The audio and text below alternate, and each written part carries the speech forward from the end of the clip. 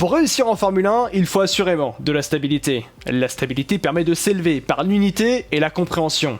Et malheureusement, du côté de chez Alpine, la stabilité n'est que précaire. Mais que se passe-t-il encore une fois chez Alpine F1 Team, qui donc entame un nouveau remaniement dans sa direction? Bye bye Laurent Rossi, Otmar Szafnauer, Alan Perman, Pat Fry pour instaurer une toute nouvelle vision dans l'écurie. Malgré un nouveau départ ambitieux à Enstone en 2021, la stabilité reste une nouvelle fois inexistante, tel un navire qui cherche éperdument sa destination.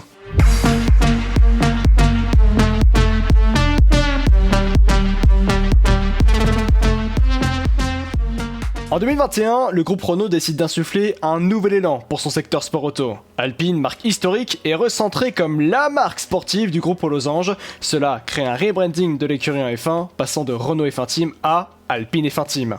La marque Alpine était en totale perte de vitesse et pouvait renaître via l'exposition exceptionnelle de la Formule 1. Pour guider ce projet, un homme est désigné par le PDG du groupe Renault, Luca De Meo, Laurent Rossi, auparavant directeur stratégie du groupe Renault. Dès la première saison, Alpine veut s'inscrire dans un projet clair et à long terme, le fameux objectif des 100 Grands Prix.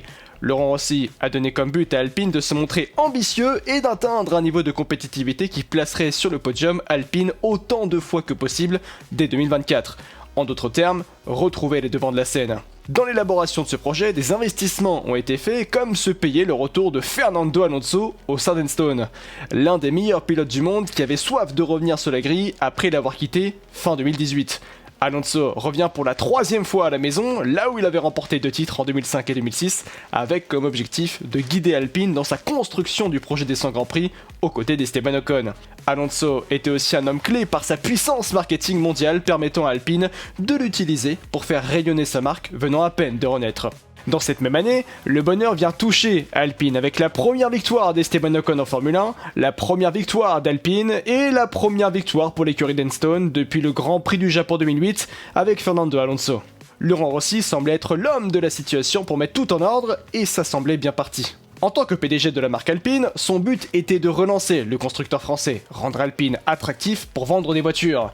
Et sur ce point-là, il a amplement réussi. Les ventes d'Alpine ont augmenté de 33% dès 2022. Sur les 6 premiers mois de 2023, Alpine a livré un total de 1863 voitures, ce qui est une hausse de 9% par rapport à l'année 2022, où le constructeur français avait connu donc une augmentation des ventes de 33% par rapport à 2021. Merci aux différentes versions de l'historique A110. Jamais dans son histoire, Alpine n'avait autant vendu. Mais pour ce qui concerne la Formule 1, les choses ne vont pas se passer comme prévu. À la fin de la saison 2021, Alain Prost ne veut pas prolonger dans son poste de directeur non exécutif de l'écurie car une ambiance étrange commençait à s'imposer dans l'équipe avec Laurent Rossi. Pour le quadruple champion du monde, je sentais qu'il y avait beaucoup de jalousie. La volonté de Laurent Rossi, c'est d'être seul, de ne pas être pollué par qui que ce soit. Il y a une volonté de mettre à l'écart beaucoup de monde. Laurent Rossi veut toute la lumière. Des mots forts qui font forcément écho à la victoire d'Esteban Ocon avec Alpine où Laurent Rossi était monté sur le podium avec le français en Hongrie. Quant à Marcin Budkowski, directeur exécutif de l'écurie, il est lui prié par Laurent Rossi de quitter l'univers tricolore. Pour le début de la saison 2022, Otmar Szafnauer est nommé directeur d'Alpine F1 Team pour prendre le relais du leadership de l'écurie gérée par Laurent Rossi durant la saison 2021 de Formule 1, afin qu'il puisse désormais se concentrer plus sur la marque Alpine dans la globalité. Sauf qu'en 2022, on voit toujours autant Laurent Rossi sur les Grands Prix et on perçoit un leadership à deux de l'écurie entre Rossi et Szafnauer.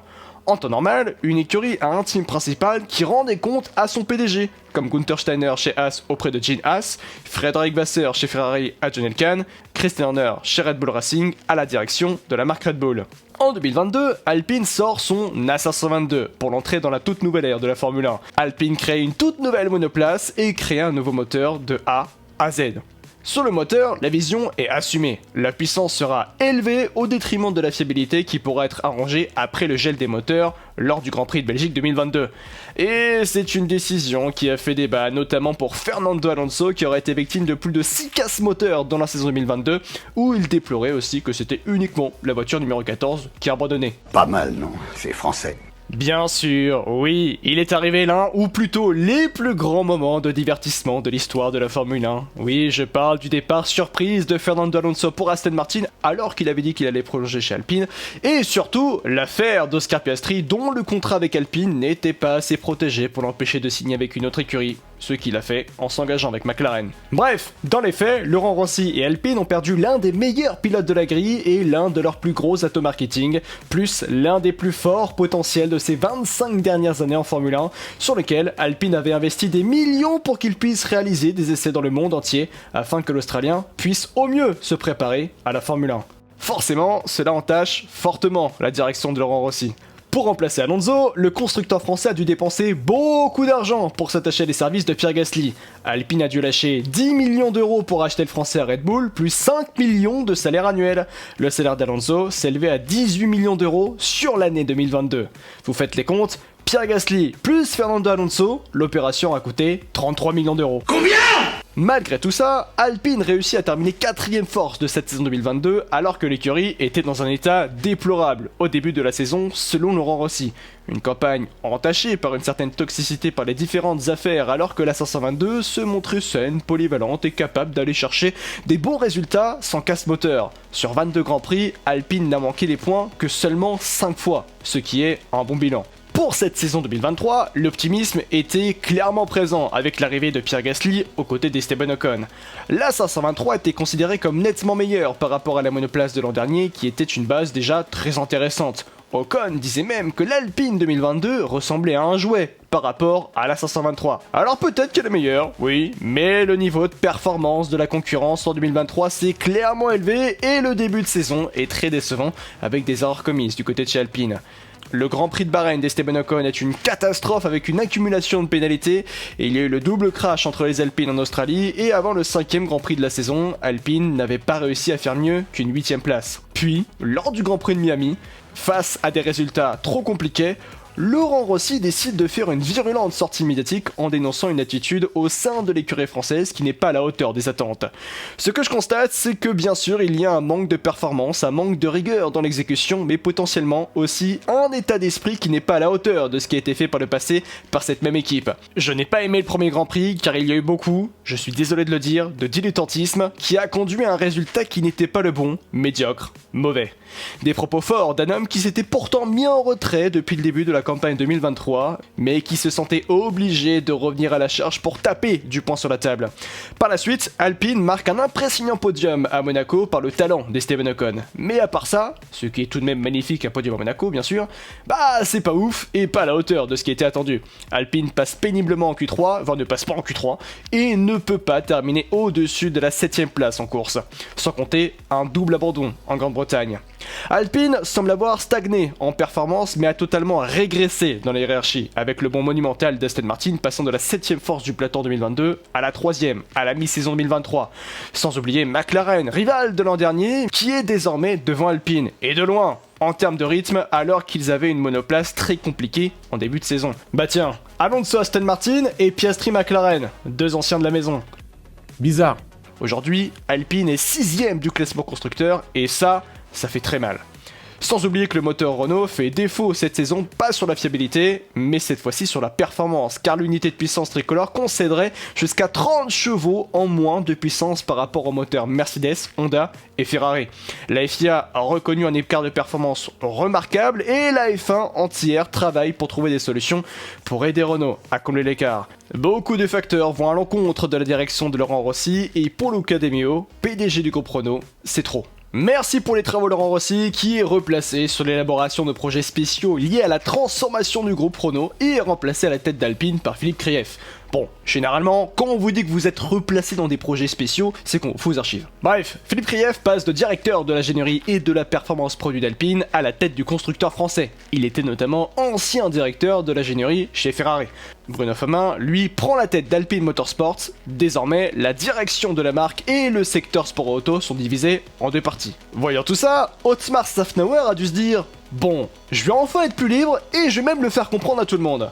Juste après le départ de Rossi, Szafnauer déclare « Le nouveau PDG d'Alpine n'aura aucune influence sur la partie F1 ».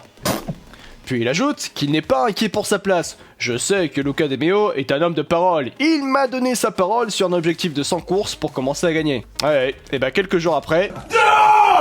Eh oui, bye bye Otmar Safnauer, bye bye Pat Fry et également Alan Perman qui était le directeur sportif de l'écurie et qui était présent à Enstone depuis 34 ans. Une toute nouvelle révolution est prononcée à Enstone et toujours avec des changements incessants au fil des années, ce qui rend cette équipe fragile. Pour résumer, sur les 18 derniers mois, on a eu le départ de Butkowski avec celui de Prost, l'arrivée de Safnauer avec le départ de Piastri et Alonso, Rossi mis de côté et le remerciement de Safnauer qui sera donc resté finalement que 1 an et demi, le départ de Fry et Perman. Ça fait beaucoup là, non? Une prise de décision sur la direction qui intervient après que de nouveaux investisseurs étrangers investissent dans la structure d'Enstone. Il est donc naturel de penser qu'il fallait couper court au plus vite à la stagnation de performance pour assurer les nouveaux arrivants et remercier ceux qui étaient proches de Rossi ou engagés par l'ancien CEO comme Otmar Safnauer pour prendre un nouveau départ. De manière intérimaire, Bruno Famin prend la tête de l'écurie. Mais un homme est actuellement en pôle pour devenir team principal, Mattia Binotto. Buonasera. Oui, l'ancien patron de la Scuderia Ferrari pourrait faire son retour dans le paddock Formule 1 en prenant la direction d'Alpine F1 Team. Malgré une saison 2022 chez Ferrari compliquée par son management, il s'affiche comme un candidat logique, car il a cette expérience de grand groupe automobile, l'expérience de gérer une écurie regroupant sous la même entité un département châssis et moteur, et surtout, il est dans le cercle proche de Luca De Meo, PDG du groupe Renault. Dès le moment où Binotto a démissionné de la Scuderia, il a directement été convoité par plusieurs écuries de la grille, à commencer par Alpine. Le voir chez Alpine ne serait donc pas étonnant. À force de continuellement se chercher, les hommes importants du navire peuvent commencer à perdre confiance, comme Esteban Ocon. Présent depuis 2020 avec l'écurie française, le français pourrait en avoir marre des continuels changements et Alpine pourrait perdre ainsi l'un des meilleurs pilotes de la grille à l'issue de son contrat en 2024. À l'heure actuelle, Ocon se montre comme un leader de l'écurie par son expérience du fonctionnement d'Alpine et par ses performances remarquables, comme à Monaco cette année avec un podium retentissant. Très respecté du côté de chez Mercedes par son travail qu'il a accompli là-bas et son talent, il n'est pas impossible qu'il soit un candidat sérieux pour remplacer Lewis Hamilton chez Mercedes le jour où le septuple champion du monde prendrait sa retraite. Pour ne pas perdre potentiellement Esteban Ocon, Alpine doit impérativement rassurer le français sur le futur de l'écurie. Alpine fait donc face à une nouvelle révolution. Une révolution qui doit guider Alpine dans la bonne direction pour retrouver les sommets de la Formule 1 et retrouver cette âme qui avait guidé Renault vers les couronnes mondiales en 2005 et 2006. Enstone et Viry-Châtillon sont des enceintes où résonne l'histoire de la Formule 1 et c'est pour cette raison qu'il y a beaucoup de critiques de supporters d'Alpine suite à ce nouveau remaniement. Quand Renault est revenu en F1 en 2016, l'objectif était de se battre pour des victoires en 2018-2019. Il y a eu ensuite cette promesse des 100 Grands Prix en 2021, qui est donc désormais repoussée et qui amène donc de la frustration. Mais cette frustration vient de la passion des fans de l'écurie tricolore après de fortes espérances. Surtout quand on sait que le PDG du groupe Renault, Luca De Meo, veut qu'Alpine devienne une passion aux yeux des Français pour qu'Alpine devienne le Ferrari français en Formule 1. Il n'y a plus qu'à espérer que cette révolution française soit enfin la bonne.